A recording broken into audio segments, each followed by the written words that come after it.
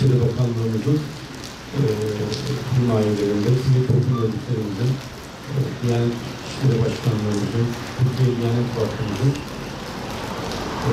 yürüttüğü bir yardım kampanyasını Batman'da da bizler devam ettirdik.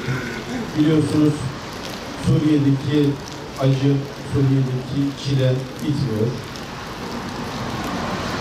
4 milyona yakın Suriyeli'yi 7 yıldır Türkiye'de misafir ediyoruz. Suriyelilerin bir kısmı Türkiye dışında da başka ülkelerde de bulunuyor. Yani Suriye nüfusunun %60'ı yaklaşık kendi ülkesinin dışına kaçmak zorunda kaldı. Bunun son sayfası da maalesef İdlib'de son günlerde cereyan ediyor. Yüz binlerce İdlib'li rejimin bombardımanından kaçmak için yollara döküldüler ve Türkiye sınırına doğru hareket ediyorlar ve dünya yine sessiz, yine Türkiye ve Türk insanı onlara kucak açtı ve Batman olarak da biz üzerimize düşeni bugün yerine getiriyoruz. Getirmeye de ondan sonra devam edeceğiz. Bugün 5 yılı İdlib'e uğurluyoruz.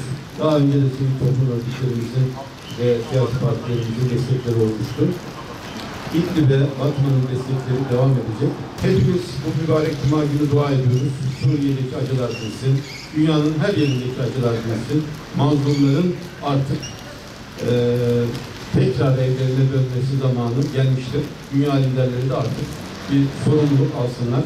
Bizler Türkiye Diyanet Vakfı Batman Şubesi olarak bundan 2 hafta önce Batman'da Sayın Valimizin himayeleriyle bu kampanyayı başlattık.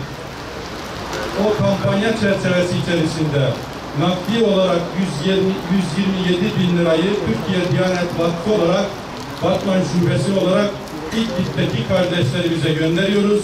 Ayni olarak da buradaki tırlarımızı, 5 tırımızı yiyecek ve yiyecek yardım olarak oradaki kardeşlerimizin hiç değilse dünyalıklarının bir kısmını bir nebze karşılamak üzere buradaki hayırseverlerimizin bizlere vermiş olduğu bu emanetleri teberrüken oraya gönderiyoruz. Başta Suriye olmak üzere dünyanın neresinde mazlum ve mağdurlar ise onlara yardımcı olmayı bizlere nasip eyle ya Rabbi.